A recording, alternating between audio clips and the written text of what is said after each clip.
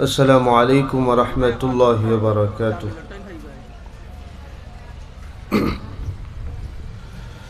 الحمد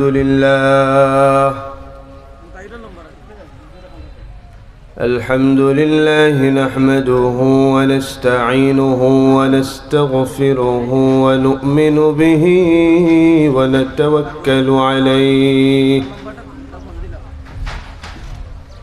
ونعوذ بالله من شرور أنفسنا ومن سيئات أعمالنا. من يهده الله فلا مضل له ومن يضلله فلا هادي له. ونشهد أن سيدنا وسندنا وحبيبنا وشفيعنا وطبيبنا وطبيب قلوبنا ومولانا محمد الذي أرسل إلى الناس كافة بشيرا ونذيرا وداعيا إلى الله بإذنه وسراجا منيرا. أما بعد فأعوذ بالله من الشيطان الرجيم. بسم الله الرحمن الرحيم. وتوبوا إلى الله جميعا أيها المؤمنون لعلكم تفلحون.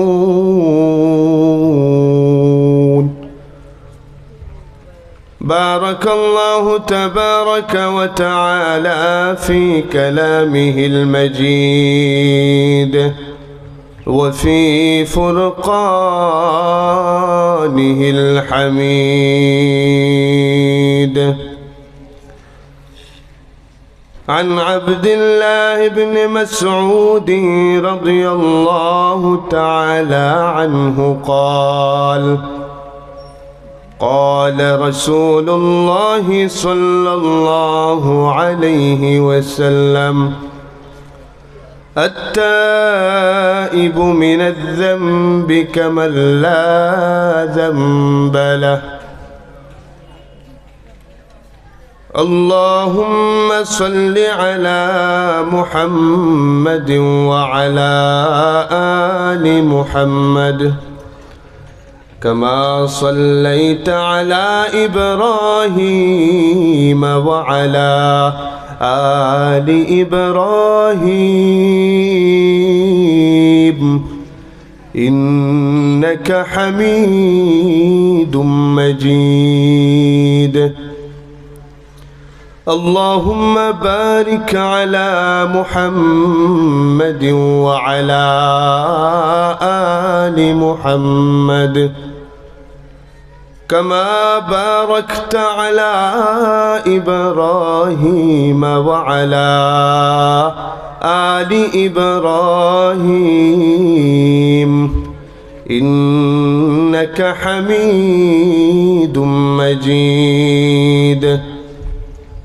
بلغ العلا بكماله كشف الدجى بجماله حسنت جميع خصاله صلوا عليه وآله. هو الحبيب الذي ترجى شفاعته لكل حول من الأحوال مقتحم. بلغ العلا بكماله كشف الدجى بجماله حسنت جميع خصاله صلوا عليه وآله.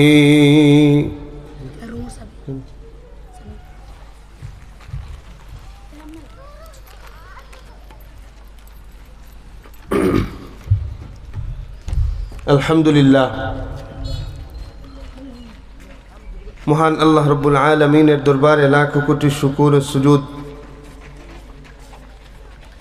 যে রব্বুল আলামিন আমাদেরকে আজকের এই পবিত্র মজমায়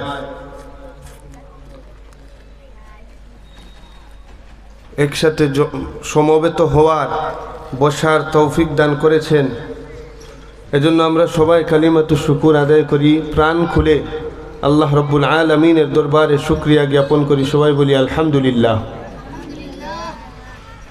অসংখ্য গণিত দুরুদ ও সালাম সরকারে দু আলম হজরত মোহাম্মদ মুস্তফা মুজতবা সাল্লাল্লাহু আলাইহি ওয়াসাল্লামের উপর,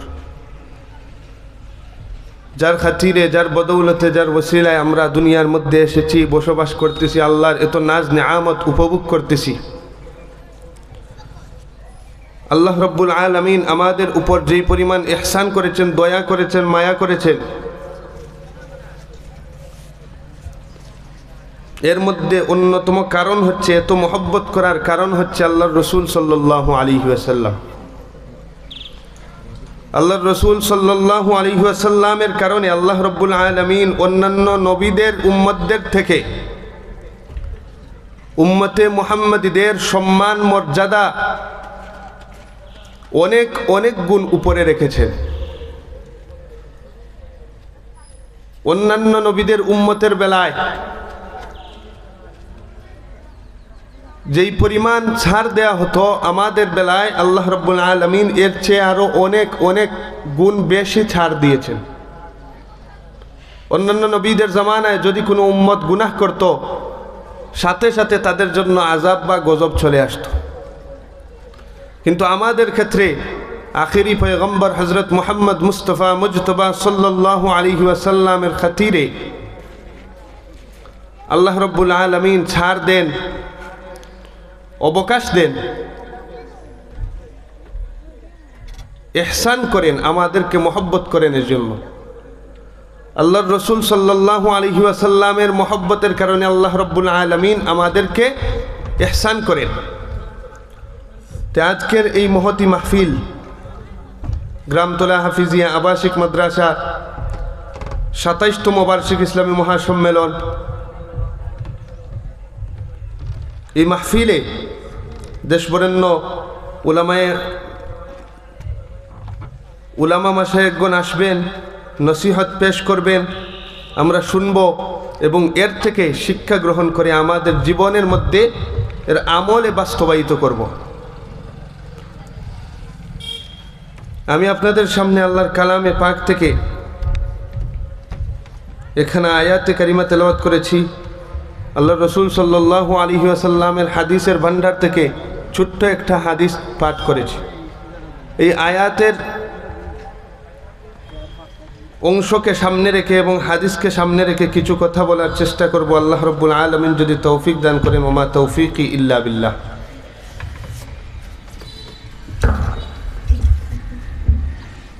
এই আয়াতের মধ্যে আল্লাহ রাব্বুল আলামিন তার বান্দাদেরকে ডাক দিয়ে বলেছেন, وَتُوبُوا إِلَى اللَّهِ جَمِيعًا أَيُّهَا الْمُؤْمِنُونَ لَعَلَّكُمْ تُفْلِحُونَ। হে আমার বান্দারা, হে আমার মুমিন বান্দারা, মুমিন গোলামরা, তোমরা যদি প্রকৃত অন্তর নিয়ে, পবিত্র আত্মা নিয়ে আমার কাছে তওবা করো, আমার কাছে মাফ চাও, আমি আল্লাহ তোমাদের পিছনের জিন্দেগির সমস্ত গুনাহগুলো মাফ করে দেব। وَتُوبُوا إِلَى اللَّهِ جَمِيعًا أَيُّهَا الْمُؤْمِنُونَ লাআল্লাকুম তুফলিহুন। তোমরা যদি আল্লাহর কাছে মাফ চাও, পবিত্র আত্মা নিয়ে, পবিত্র অন্তর নিয়ে, আল্লাহর কাছে খাঁটি নিয়ত নিয়ে তওবা করো, মাফ চাও, আমি আল্লাহ তোমাদের জিন্দেগির সমস্ত গুনাহ খাতা মাফ করে দিয়ে জান্নাতের মেহমান হিসেবে তোমাদেরকে কবুল করে নেব। হাদিসের মধ্যে আল্লাহর রাসূল সাল্লাল্লাহু আলাইহি ওয়াসাল্লাম ইরশাদ করেছেন, আত-তাইবু মিনাজ যামবি কামান লা যামবা লাহ। তওবা করি মানুষ, তওবাকারী যেই বান্দা তওবা করে আল্লাহর কাছে খালিস নিয়তে, খালিস অন্তর নিয়ে, আল্লাহ রব্বুল আলামিন এই বান্দাকে এমনভাবে তৈরি করে দেন, তার আমল নামাটাকে এমনভাবে পরিষ্কার করে দেন, সাফ করে দেন, যেন সে তার পূর্বের জিন্দেগিতে কোনো দিন কোন অন্যায় গুনাহ করে না। তার আমল নামাকে এমনভাবে পরিষ্কার করে দেন যে তার আমল নামার মধ্যে কোনো গুনাহের লেশ মাত্র থাকে না। আমরা চলতে ফিরতে, উঠতে বসতে চতুর্দিকে শুধু গুনাহ, গুনাহের বেড়া জালে আবদ্ধ। এই গুনাহের বেড়া জালে আবদ্ধ থেকে আমরা যাতে আল্লাহর রহমত থেকে নিরাশ না হই, এজন্য আল্লাহ বারবার বলেছেন যে তোমরা আমার রহমত থেকে নিরাশ হইও না। এবং তাওবার কথাও বারবার আল্লাহ রব্বুল আলামিন বলেছেন যে তোমরা তাওবা করো, আমি মাফ করব, তাওবা করো, আমি মাফ করব, আমি গফুরুর রহিম, আমি তোমাদেরকে মাফ করব। কিন্তু আমরা কি করি? গুনাহ করার পর তওবা করতে অলসতা করি, তওবা করি না। এটা হচ্ছে আমাদের দুর্বলতা। অথচ আল্লাহ রব্বুল আলামিনও বলেছেন যে লা তাকনাতু মির রাহমাতিল্লাহ, তোমরা আমার রহমত থেকে নিরাশ হইও না। তোমাদের গুনাহ কতটুকু হবে? পাহাড় সমান, আকাশ সমান, এর চেয়ে বেশি তো হওয়ার কথা নয়। তোমাদের গুনাহ যদি আকাশ সমান হয়, আমার রহমত আরশ সমান। তাই আমরা গুনাহ করে যাতে হতাশ না হই, এজন্য আল্লাহ রব্বুল আলামিন বারবার বলেছেন যে তোমরা হতাশ হইও না, আমার কাছে মাফ চাও, আমি মাফ করব, আমার কাছে ভিক্ষা চাও, আমি দান করব, তোমাদের যার যা প্রয়োজন আমার কাছে চাও, আমি তোমাদেরকে দান করে দেব। গুনাহ করার পর গুনাহের উপর অটল না থেকে আল্লাহর দরবারে খালিস নিয়তে তওবা করার কথা আল্লাহ বারবার ডাক দিয়ে বলতেছেন বান্দাদেরকে, তোমরা আমার কাছে মাফ চাও, আমি তোমাদেরকে মাফ করে দেব। মাফ করনেওয়ালা, ক্ষমা করনেওয়ালা একমাত্র মহান পবিত্র জাত, পবিত্র সত্তা আল্লাহ।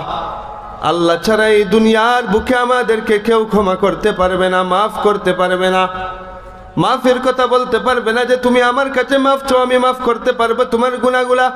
কিন্তু আল্লাহর দরবারে আমরা যে আল্লাহর নাফরমানি করি, আল্লাহর হুকুমের অমান্য হই, আল্লাহর আদেশের অমান্যতা করি, এই অমান্য হওয়ার পর আল্লাহর কাছে যদি খালিস নিয়তে তওবা করি, আল্লাহ রব্বুল আলামিন অবশ্যই অবশ্যই আমাদের তওবাগুলা কবুল করে নেবেন। তওবা করলে ফায়দা কি? প্রকৃত তওবাকারী যারা হবে, প্রকৃত তওবাকারী আল্লাহর দরবারে খালিস নিয়তে যারা তওবা করবে, এই তওবাকারী মানুষদের জন্য আল্লাহ রব্বুল আলামিন 4টা পুরস্কার রেখেছেন। তওবাকারী মানুষ যারা হবে তাদেরকে আল্লাহ রব্বুল আলামিন 4টা পুরস্কার, 4টা সুসংবাদ দিয়েছেন। 1 নম্বর সুসংবাদ, আল্লাহর রাসূল সাল্লাল্লাহু আলাইহি ওয়াসাল্লাম হাদিসের মধ্যে ইরশাদ করেছেন, আত-তাইবু হাবিবুল্লাহ। তওবাকারী হচ্ছে আল্লাহর বন্ধু, আল্লাহর বন্ধু বনে যায় কোনো বান্দা যখন খালিস নিয়তে আল্লাহর দরবারে তওবা করে, আল্লাহ রব্বুল আলামিন তাকে বন্ধু বানিয়ে নেন। আর আল্লাহর বন্ধু যদি কোনো মানুষ হতে পারে, তার জীবন এবং আখিরাত পরিপূর্ণ সফল হয়ে যায়। আল্লাহ যদি কারো বন্ধু হয়ে যান, তার দুনিয়াও সফল, আখিরাতও সফল। তার দুনিয়া নিয়েও আর কোনো চিন্তা নেই, আখিরাত নিয়ে তো চিন্তার কোনো প্রশ্নই উঠে না।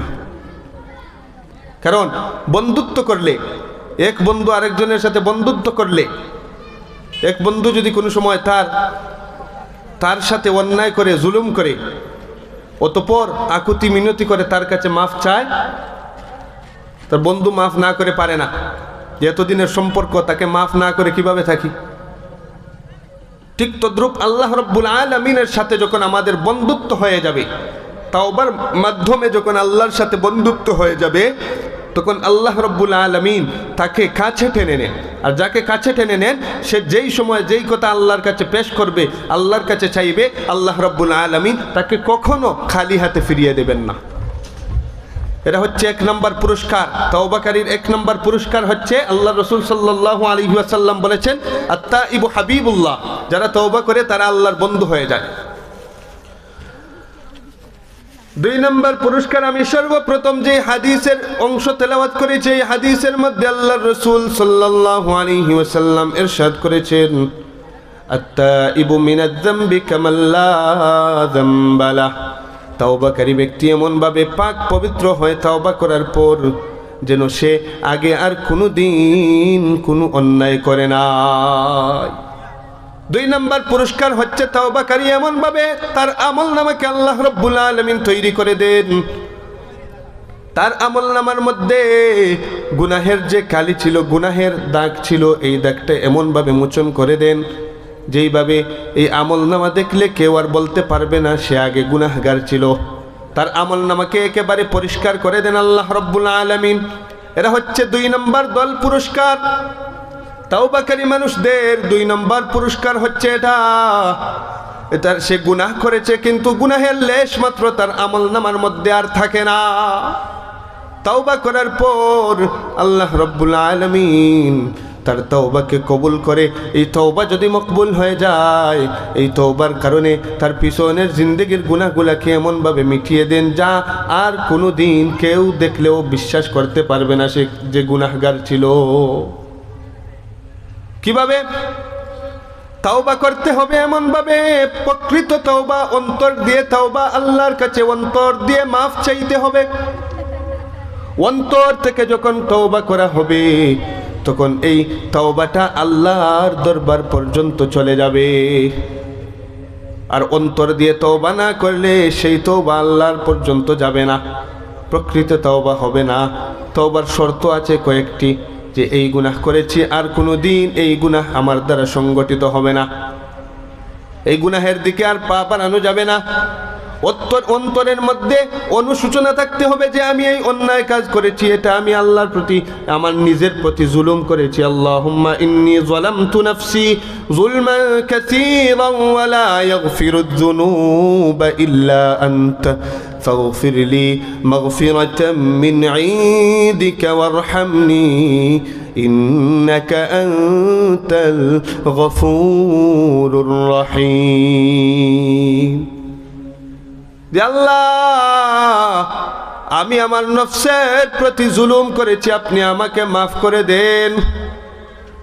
খালিস নিয়ত নিয়ে যদি কোনো বান্দা আল্লাহর কাছে চায়, আল্লাহ রাব্বুল আলামিন তাকে ফিরিয়ে দেবেন না। আল্লাহর কাছে চাওয়ার জন্য কোনো সময় লাগে না, আল্লাহর কাছে চাওয়ার জন্য কোনো জায়গা লাগে না। যে কোনো জায়গার মধ্যে আল্লাহর কাছে চাইতে পারবো আমরা। যে আল্লাহর কাছে চাইতে হলে মসজিদে যেতে হবে না, না মসজিদে যেতে হবে না। ঘরের মধ্যে লুকিয়ে লুকিয়ে আল্লাহর কাছে চাইতে পারবেন, প্রকাশ্যে আল্লাহর কাছে চাইতে পারবেন, মাফ চাইতে পারবেন। আপনার লজ্জা লাগে যে মসজিদে যদি এখন যাই, মানুষ মনে করবে যে সে কোনোদিন মসজিদে আসে নাই, এখন মসজিদে এসেছে আমাদেরকে দেখানোর জন্য। আপনি যদি এই লজ্জা পান,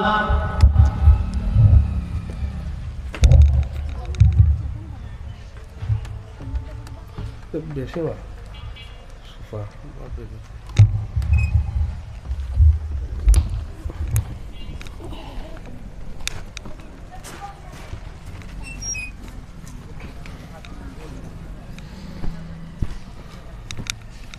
ঘুরে গেছে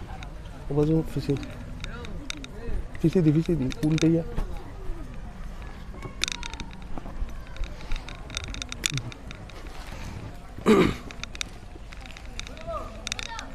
আগুই না নিয়ে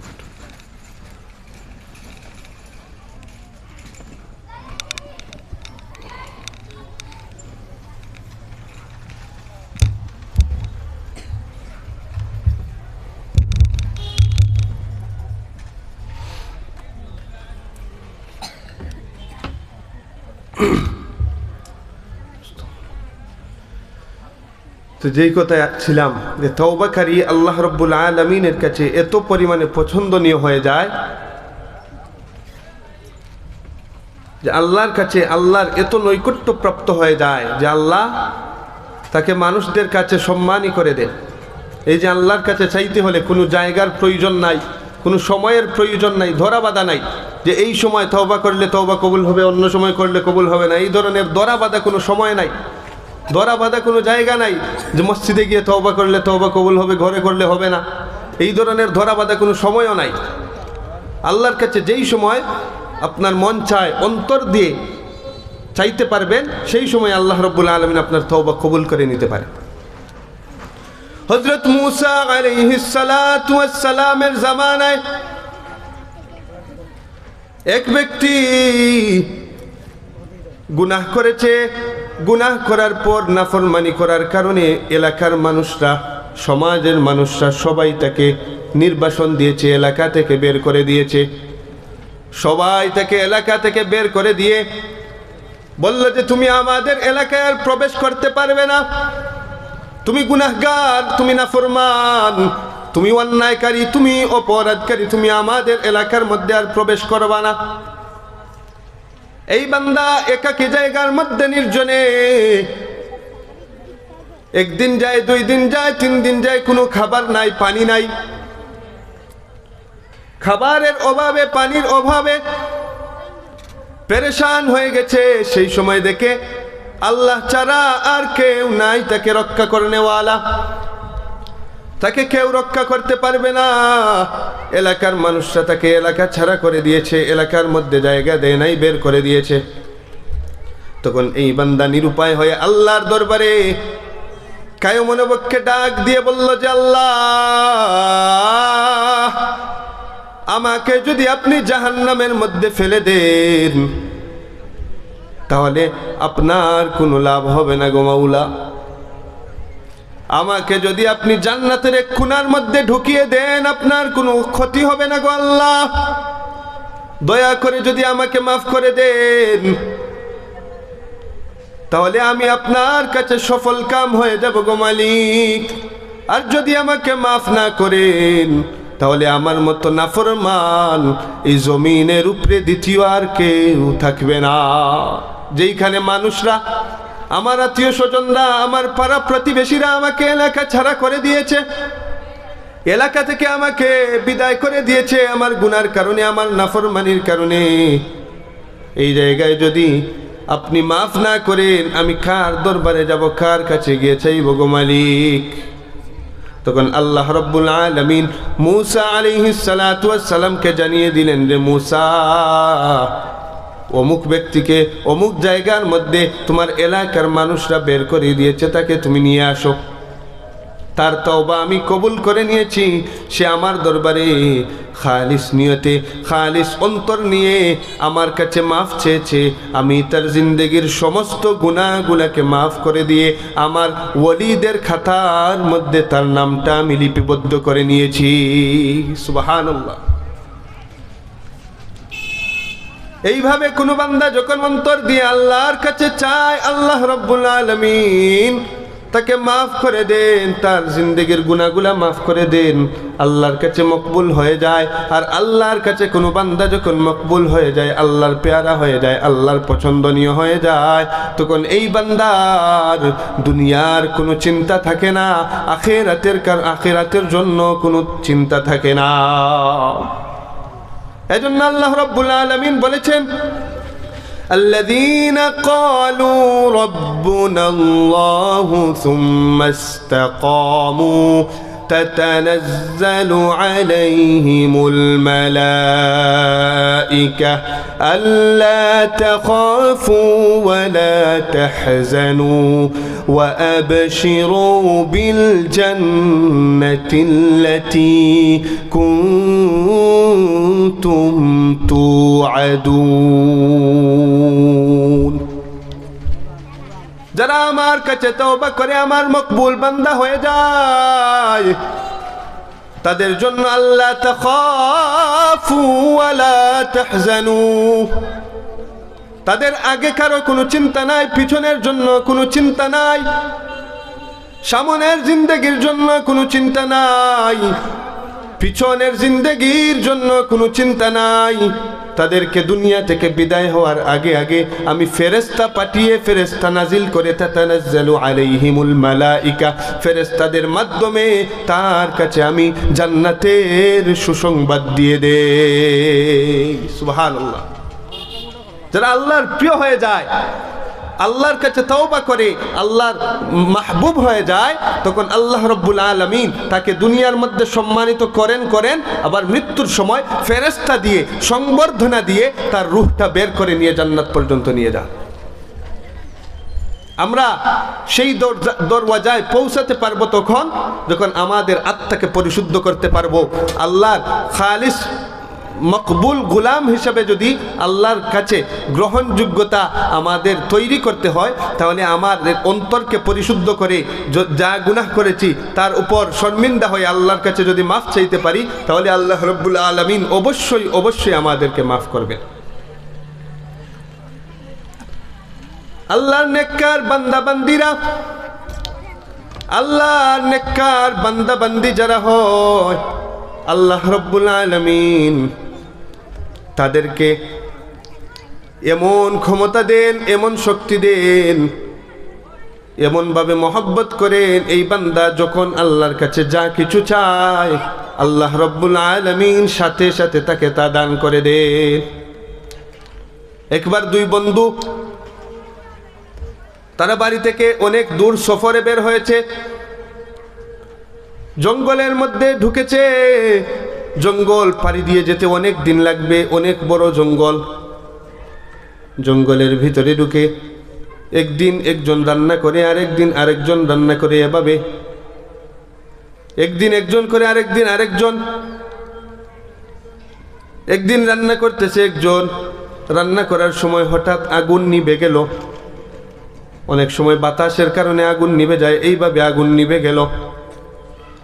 নিভে যাওয়ার সাথে সাথে তার হাতটা চুলার ভিতরে ঢুকিয়ে এইভাবে নাড়া দিয়েছে, সাথে সাথে আগুন আবার প্রজ্বলিত হয়ে গেছে। দ্বিতীয় বন্ধু দেখে ফেলছে, দেখে ফেলে বলে, ভাই তোমার হাতে কি জাদু আছে যে আমরা তো আগুন যদি এইভাবে নিভে যায় আবার আগুন জ্বালাতে হয়, কিন্তু তুমি তো আগুন জ্বালালে না, তোমার হাতটা চুলার মধ্যে ঢুকিয়ে হাত নাড়া দিলে সাথে সাথে আবার আগুন জ্বলে উঠলো, কিভাবে, কি কারামত তোমার?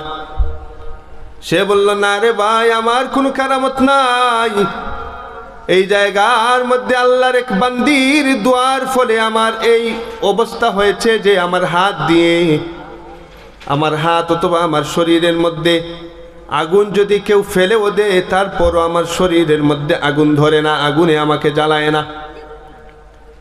তার দ্বিতীয় বন্ধু আগ্রহী হয়ে বলল, কি কারণ, কিভাবে তুমি এই অর্জন করেছো এই ক্ষমতাটা?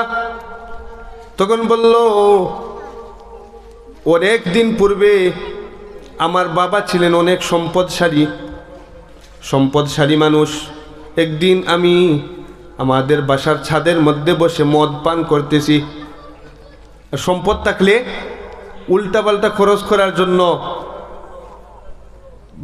বাবা মাও তাদেরকে সন্তানদেরকে ছেড়ে দেন যে তার ইচ্ছা মতো চলুক, সন্তানরাও বেপরোয়া হয়ে যায়।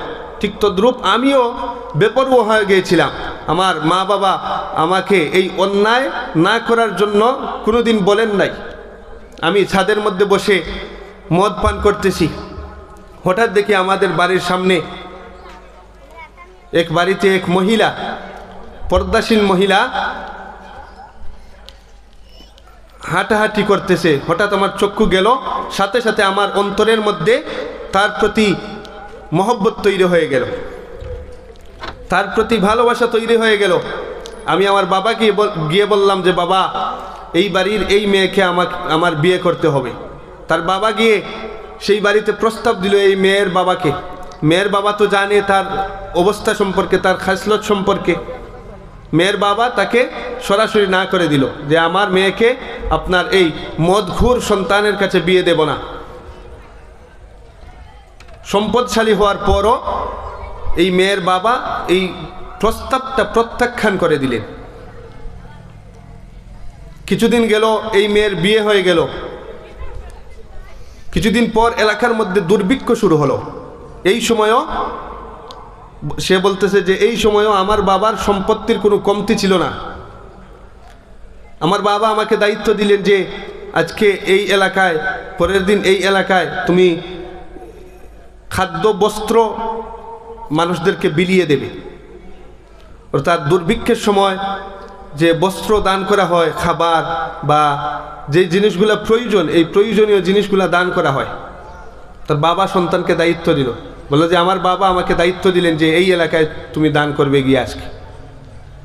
আর যেই এলাকায় আজকে আমার পড়েছে, এই এলাকার মধ্যেই আমি যেই মেয়েকে দেখেছিলাম, দেখে আমার অন্তরের মধ্যে মহব্বত তৈরি হয়েছিল, এই মেয়েকে এই এলাকায় বিয়ে দেওয়া হয়েছে। এলাকায় যাওয়ার পর মানুষরা লাইন ধরেছে খাবার নেয়ার জন্য। লাইন ধরে সবাই দাঁড়িয়ে আছে। যখন আমি এই মেয়ের সামনে গেলাম, আমিও তাকে চিনে ফেললাম, সেও আমাকে চিনে ফেললো। তখন আমি বললাম যে আপনি কি আমাকে চিনেছেন? সেই মেয়ে বলল হ্যাঁ অবশ্যই চিনেছি, আপনি আমাদের বাড়ির সামনের বাড়ির সর্দার সাহেবের ছেলে। আপনি আমাদের বাড়িতে আমাকে বিয়ের প্রস্তাব দিয়েছিলেন, কিন্তু আমার বাবা রাজি হন নাই, আমিও রাজি হই নাই। তখন তো সাথে সাথে তার মাথায় রক্ত উঠে গেছে যে আমাকে সেই সময়ও অপমান করেছে, এখনও আমাকে অপমান করতেছে।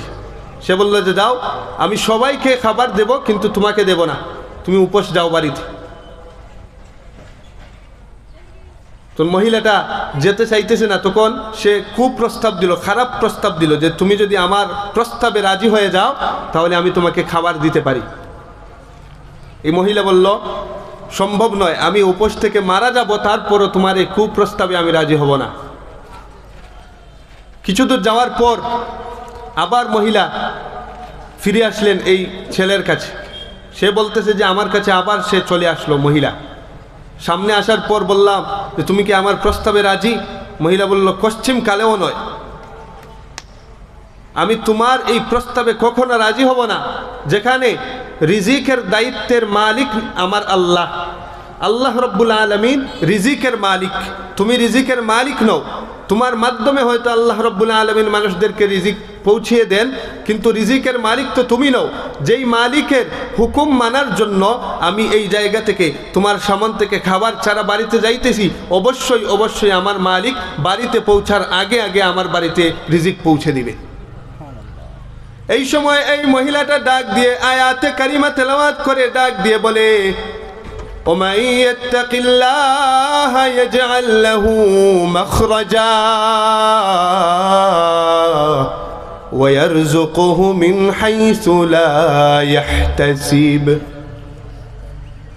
কোন বান্দা যখন আল্লাহর উপর প্রকৃত তাওয়াক্কুল করে, আল্লাহর প্রতি তাওয়াক্কুল রাখে, এই বান্দাকে আল্লাহ রব্বুল আলামিন এমন জায়গা থেকে রিজিক দান করবেন যেই জায়গা থেকে রিজিক পাওয়ার মতো কল্পনাও সে কোনোদিন করে না।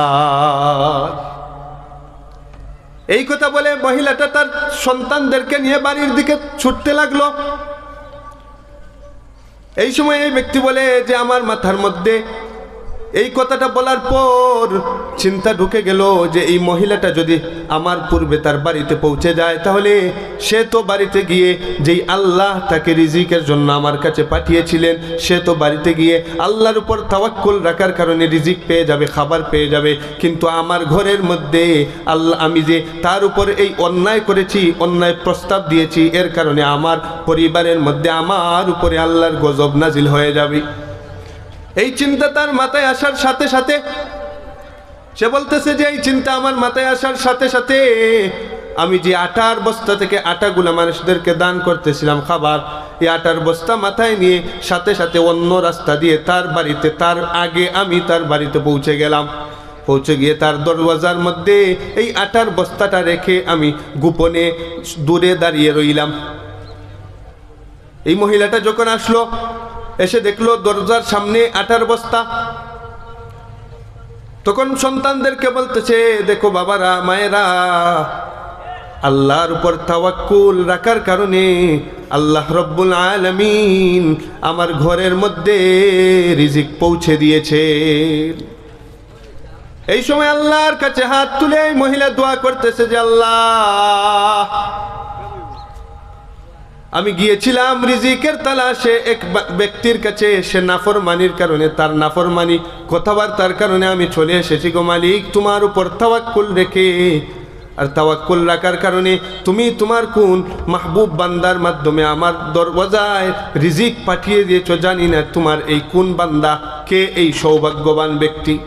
ও আল্লাহ, তোমার যেই বান্দা আমার দরওয়াজার মধ্যে এই আটার বস্তা খাবারের বস্তা রেখে গিয়েছে, ওগো মালিক তুমি তাকে জাহান্নামের আগুনে কোনোদিন ফেলো না। শুধু জাহান্নামের আগুনে নয় গো মাওলা, দুনিয়ার আগুনের মধ্যে ফেললেও তুমি হযরত ইব্রাহিম আলাইহিস সালাতু ওয়াস সালামের মতো তুমি আগুনকে তার জন্য আরামদায়ক করে দিও।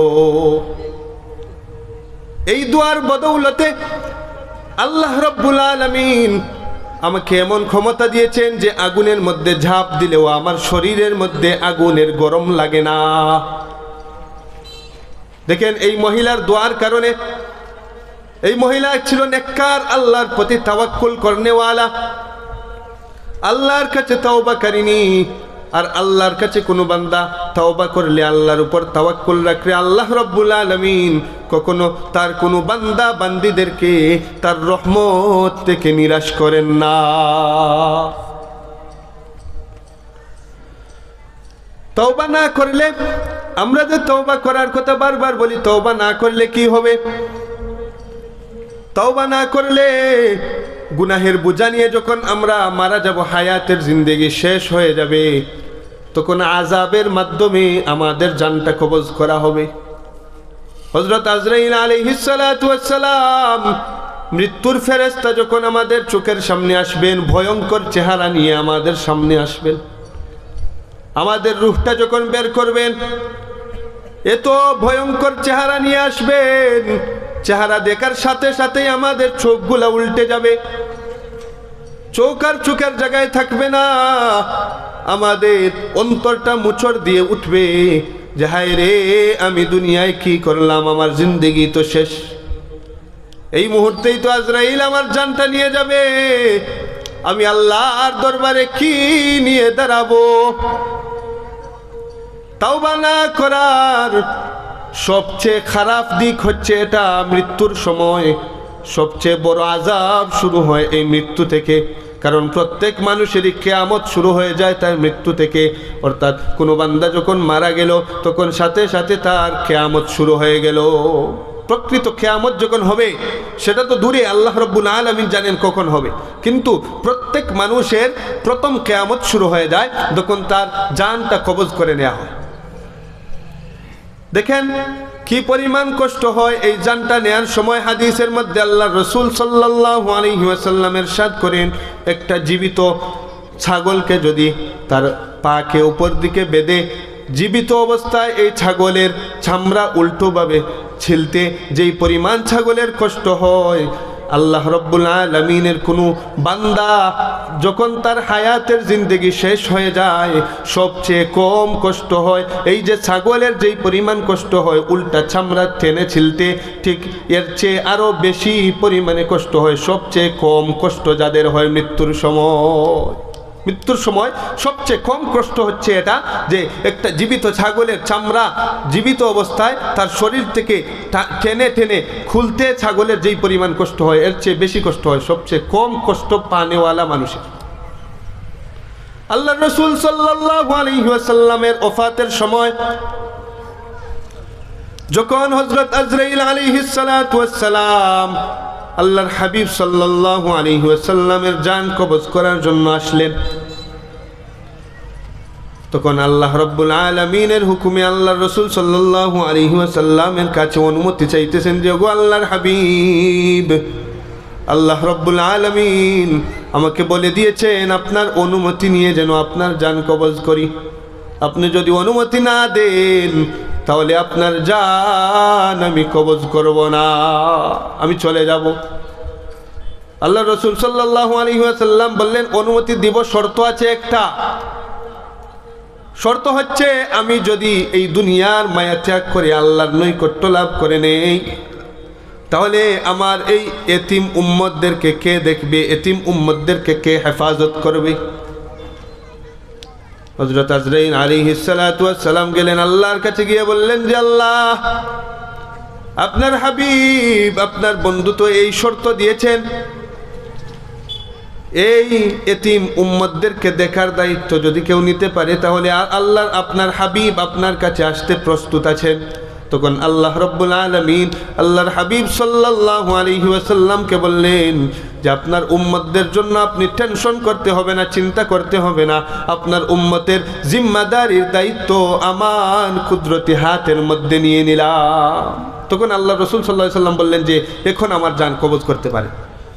তখন আজরাইল আলাইহিস সালাতু ওয়াস সালাম সর্বপ্রথম ওনার হাতটা আল্লাহ রাসূল সাল্লাল্লাহু আলাইহি ওয়াসাল্লামের বুকের মধ্যে রাখলেন। রাখার সাথে সাথে পেয়ারা নবী সাল্লাল্লাহু আলাইহি ওয়াসাল্লাম বললেন যে ভাই আজরাইল, তুমি কি উহুদ পাহাড় আমার বুকের উপর রাখছো নাকি? তখন আজরাইল আলাইহিস সালাম বললেন, না না, আমি শুধু আমার হাতটা আপনার বুকের উপর রেখেছি। তখন আল্লাহ রসুল বললেন, দাঁড়াও, তোমার হাত রাখার কারণে যদি আমার বুকের মধ্যে এত পরিমাণে চাপ লাগে, মনে হচ্ছে যে উহুদ পাহাড়টা আমার বুকের মধ্যে রেখেছো, আমার যদি মরণের সময় এই পরিমাণ কষ্ট হয়, আমার উম্মতদের কি পরিমাণ কষ্ট হবে রে আজরাইল? তুমি এক কাজ করো, আমার উম্মতদের যেই পরিমাণ কষ্ট হয় সমস্ত কষ্ট আমাকে দিয়ে দাও, তারপরও আমার উম্মতদেরকে কষ্ট দিয়ে জান কবজ করো না। কি পরিমাণ মহব্বত ছিল আল্লাহর রাসূল সাল্লাল্লাহু আলাইহি ওয়াসাল্লামের আমাদের প্রতি, কি পরিমাণ ভালোবাসা ছিল আমাদের প্রতি, অথচ আমাদের জন্য আল্লাহর রাসূল সাল্লাল্লাহু আলাইহি ওয়াসাল্লাম এখনো পর্যন্ত উম্মতদের জন্য কান্না করেন। কিয়ামতের ময়দানেও কান্না করবেন। সবাই যখন ইয়া নাফসি বলে দৌড়াবে, আল্লাহর হাবিব ইয়া উম্মতি বলে চিৎকার করবেন। একবার যাবেন হাউজে কাউসারের পাশে, একবার দৌড়ে যাবেন মিজানের পাশে। এইভাবে আল্লাহর রাসূল সাল্লাল্লাহু আলাইহি ওয়াসাল্লাম দুনিয়ার মধ্যেও উম্মতদের জন্য কান্না করেছেন, কাল কিয়ামতের ময়দানেও পেরেশান থাকবেন ইয়া উম্মতি বলে বলে।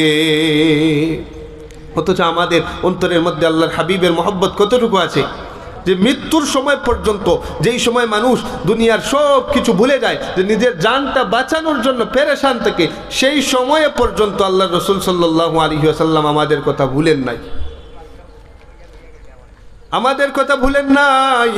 উম্মতদের মায়ায়, উম্মতদের মহব্বতে আল্লাহর কাছে উম্মতদের মাফ চেয়ে এনেছে যে আমার উম্মতরা, আমি যদি না থাকি কার কাছে গিয়ে অন্তরের দুঃখগুলা বলবে, অন্তরের ব্যথাগুলা কার কাছে গিয়ে বলবে? আল্লাহ রাব্বুল আলামিন তখন বললেন যে অন্তরের ব্যথা শোনার জন্য আমি আছি। আমার কাছে আপনার কোনো উম্মত খালিস নিয়তে যখন কোনো কিছু চাইবে, আমি তখন কোনো সময় এই বান্দাকে খালিস দিল নিয়ে বলনেওয়ালা কোনো বান্দাকে খালি হাতে ফিরিয়ে দেব না। আল্লাহ এর দায়িত্ব নিয়ে নিয়েছে। আমরা আল্লাহর রসুলকে দেখি নাই, আল্লাহর রসুলের মহব্বত যদি অন্তরের মধ্যে রাখতে পারি, এই মহব্বতের কারণেই আমরা কাল কিয়ামতের ময়দানে আর আল্লাহ রব্বুল আলামিনের মাফির ঘোষণার ভিতরে ঢুকতে পারবো। আমরা আল্লাহর রসুল সাল্লাল্লাহু আলাইহি ওয়াসাল্লামের মহব্বত যদি রাখতে পারি, আল্লাহর রসুল সাল্লাল্লাহু আলাইহি ওয়াসাল্লামের এই মহব্বতের কারণেও জান্নাতের মেহমান হতে পারবো। এই যে বললাম, মৃত্যুর সময় আল্লাহর রসুল সাল্লাল্লাহু আলাইহি ওয়াসাল্লামেরও বললেন যে এত কষ্ট হয়েছে, আমার মনে হচ্ছে যে উহুদ পাহাড়টা আমার বুকের উপর চাপা দিয়ে রেখে চলে আজরাইল। আমরা যারা সাধারণ মানুষ, আমাদের কি পরিমাণ কষ্ট হবে মরণের সময়। মরণের সময় আমাদের আমল যদি তাকে খারাপ, তওবা না করি, আল্লাহর কাছে মাফ চাইতে না পারি, মাফ নিতে না পারি, তাহলে আমাদের অবস্থা মৃত্যুর সময় চূড়ান্ত অবস্থা হয়ে যাবে। এই সময় থেকে আমাদের আযাব শুরু হয়ে যাবে। এই সময় থেকে আযাব শুরু হয়ে যাবে, আর এই আযাব চলতে থাকবে যতদিন পর্যন্ত আমাদের গুনাহের কাফফারা আদায় না হবে, ততদিন পর্যন্ত। এই আযাব সহ্য করার মতো ক্ষমতা কোনো মানুষের নাই। অথচ সেই সময় কোনো মানুষদের মরণ থাকবে না। দুনিয়ার মধ্যে তো আমরা কষ্ট পেলে, বেশি আঘাত পেলে আমাদের জান চলে যায়, মারা যায়, কিন্তু সেই সময় হাজার কষ্ট পেলেও, হাজার বিষাক্ত প্রাণীর ছুবল খেলেও, হাজার আগুনের মধ্যে নিক্ষেপ করলেও মৃত্যু হবে না। কষ্ট হবে কিন্তু মৃত্যু হবে না। আমৃত্যু জীবন। আর সেই জীবনকে যদি আমরা সাজাতে চাই, তাহলে দুনিয়ার মধ্যে দুনিয়ার জীবনকে যদি সাজাতে পারি, তাহলে সেই জীবন সেজে যাবে। অর্থাৎ দুনিয়া হচ্ছে এমন এক জায়গা, এই জায়গার মধ্যে ভালো কাজ করবেন, আপনার জন্য পরকালীন জিন্দেগি সুন্দর হবে।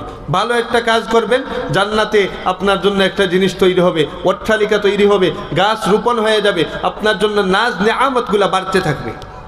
দুনিয়ার যত খারাপ কাজ করবেন, জাহান্নামের মধ্যে জাহান্নামের ঘর আপনার বৃদ্ধি হবে, জাহান্নামের আযাবের বন্দোবস্ত আল্লাহ রাব্বুল আলামিন বাড়িয়ে দেবেন।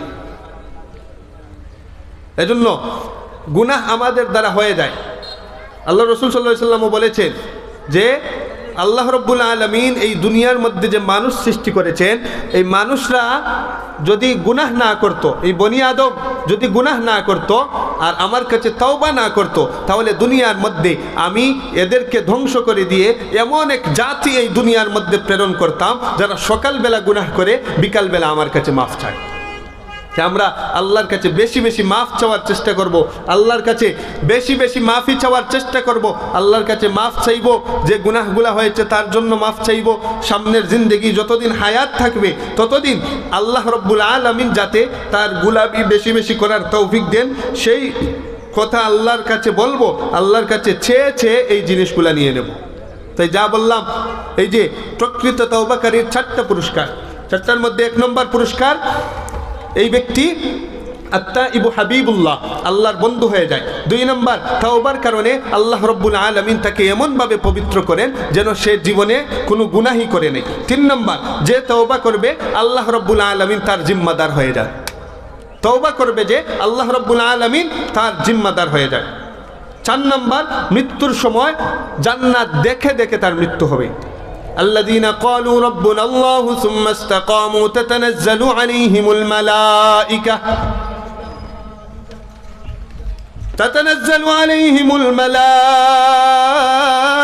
الملائكة ألا تخافوا ولا تحزنوا وأبشروا بالجنة التي كنتم توعدون। 4 নম্বর দল, মৃত্যুর সময় আল্লাহ রাব্বুল আলামিন ফেরেশতাদেরকে পাঠিয়ে দিবেন তাকে সংবর্ধনা দিয়ে দিয়ে তার চোখের সামনে তার জন্য যেই জান্নাত আল্লাহ রাব্বুল আলামিন তৈরি করে রেখেছেন, এই জান্নাতকে দেখিয়ে দেখিয়ে তার রূহটা কবজ করে নেবেন, সে টেরও পাবে না।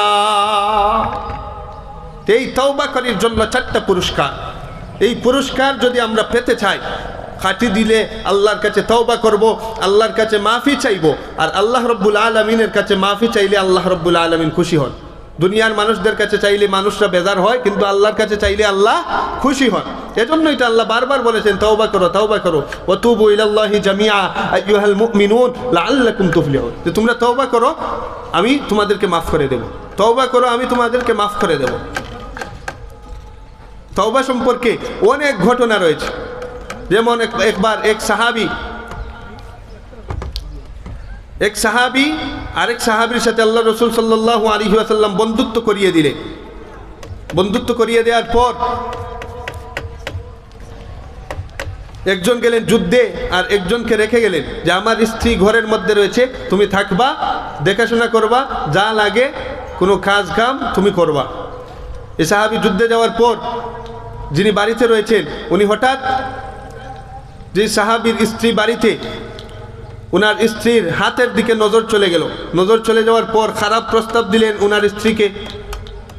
সাথে সাথে সেই সাহাবীর স্ত্রী বললেন যে তুমি ইত্তাকুল্লাহ, আল্লাহ তাআলাকে ভয় করো। সাথে সাথে এই সাহাবীর অন্তর পরিবর্তন হয়ে গেল যে উনি তো ঠিকই বলেছেন আল্লাহ তাআলাকে ভয় করতে। সাথে সাথে উনি এখান থেকে দৌড়ে চলে গেলেন নির্জন জঙ্গলের মধ্যে চলে গিয়ে বারবার আল্লাহর কাছে তওবা করতেছেন যে আল্লাহ আমাকে মাফ করে দাও, আমাকে মাফ করে দাও, ভুল হয়ে গেছে গো মালিক। বারবার চিৎকার দিয়ে দিয়ে আল্লাহর কাছে মাফ চায় যে আল্লাহ আমাকে মাফ করে দাও, আমাকে মাফ করে দাও।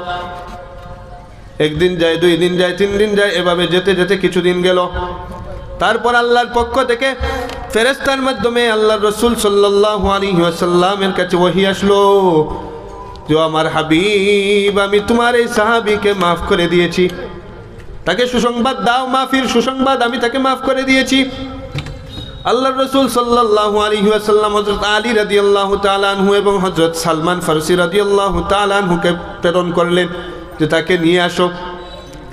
তারা গিয়ে অনেক খোঁজাখুঁজির পর জঙ্গল থেকে এই সাহাবীকে নিয়ে আসলেন। এই সময় ছিল মাগরিবের নামাজের সময়, মাগরিবের ওয়াক্ত, নামাজ শুরু হয়ে গিয়েছে। নামাজের মধ্যে আল্লাহর রাসূল সাল্লাল্লাহু আলাইহি ওয়াসাল্লাম সূরা ফাতিহা তেলাওয়াত করার পর সূরাতুত তাকাসুর, আলহাকুমুত তাকাসুর শুরু করলেন। এই সময় আলী রাদিয়াল্লাহু তাআলা আনহু, সালমান ফারসি রাদিয়াল্লাহু তাআলা আনহু দুজন সেই সাহাবীকে ধরে নিয়ে আসছেন, নামাজের মধ্যে খাড়া হয়েছেন। নামাজের মধ্যে যখন সূরা তাকাসুর শুরু করলেন, আল্লাহর হাবিব আলহাকুমুত তাকাসুর বলতেই একটা চিৎকার দিলেন এই সাহাবী। চিৎকার দিয়ে সাথে সাথে জমিনের মধ্যে পড়ে গেলেন। নামাজ শেষ হলো। নামাজ শেষ হওয়ার পর সবাই দৌড়ে আসলো যে কি হয়েছে, কি হয়েছে। সালমান ফারসি রাদিয়াল্লাহু তাআলা আনহু ওনার বুকের মধ্যে হাত দিয়ে বলতেছেন, গো আল্লাহর হাবিব, আপনার এই সাহাবী তো আর দুনিয়ার মধ্যে নাই, দুনিয়ার মায়া ত্যাগ করে চিরনিদ্রায় শায়িত হয়ে গেছেন। তখন আল্লাহর রাসূল সাল্লাল্লাহু আলাইহি ওয়াসাল্লাম বললেন, আমার এই সাহাবীর তওবা আল্লাহ রব্বুল আলামিন এমনভাবে কবুল করেছেন, এই তওবা কবুল করার পর আল্লাহ চান নাই যাতে আমার এই বান্দা, আমার এই সাহাবী আর দ্বিতীয় কোনো গুনাহ করুক। এই গুনাহ করার আগেই আল্লাহ রব্বুল আলামিন এই দুনিয়া থেকে তাকে উঠিয়ে নিয়েছে। অর্থাৎ তওবা করেছেন অন্তর থেকে, আর অন্তর থেকে তওবা করলে আল্লাহ কখনো ফিরিয়ে দেন না। আল্লাহর দরবারে আমরা বেশি বেশি তওবা করব, ইস্তেগফার করব। আল্লাহর কাছে যত বেশি তওবা করব তত আল্লাহর নৈকট্য প্রাপ্ত বান্দা হিসেবে আল্লাহর কাছে মকবুলিয়ত পাবো। আল্লাহ রব্বুল আলামিন যেন আমাদেরকে সবাইকে তওবাকারী হিসেবে আল্লাহর প্রিয় হওয়ার জন্য, আত্তাইবু হাবিবুল্লাহ, আল্লাহর প্রিয় হওয়ার জন্য তো কবুল করেন। সবাই বলি আমিন। ওয়া আখির দাওয়ানা আনিল হামদুলিল্লাহি রাব্বিল আলামিন। আসসালামু আলাইকুম ওয়া রাহমাতুল্লাহ। আলহামদুলিল্লাহ, আমাদের মাদ্রাসার সুনামধন্য হাফিজ সাহেব দামাত বারাকাতুহুল আলিয়ার কাছ থেকে অত্যন্ত সুন্দর আলোচনা আমরা শুনতে পারলাম। আল্লাহ পাক যেন আমাকে, আপনাকে সবাইকে আমল করে কাল কিয়ামতের দিন নাজাতের উসিলা বানিয়ে